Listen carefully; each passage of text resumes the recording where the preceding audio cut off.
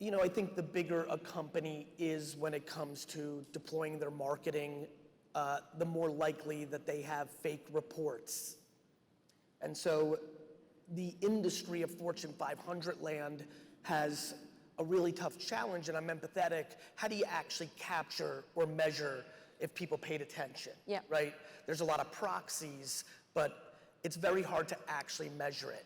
I think to answer you directly, I think what companies continue to get wrong is I think it's about time that we bring common sense into the boardroom. And thank you. And that's what I spend most of my time thinking about. What is a potential reach moment versus an actualized reach moment? When big companies talk about television ads, they'll say, yeah, but it still works on sports. Yeah, it works on sports when it's Super Bowl, because common sense for everyone here, we know that people want to watch the Super Bowl ad. But last night's remarkable Knicks game, thank you, when that game was going into timeouts, nobody was like, ooh, I can't wait to see the commercials that are about to play.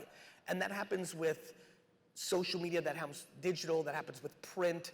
So I would say the biggest issue is that we've become completely reliant on reports that most people in this audience know are not actually exactly right, but the company measures that way. And I think we have to have more courage to have real conversations in the boardroom, and that's the real answer.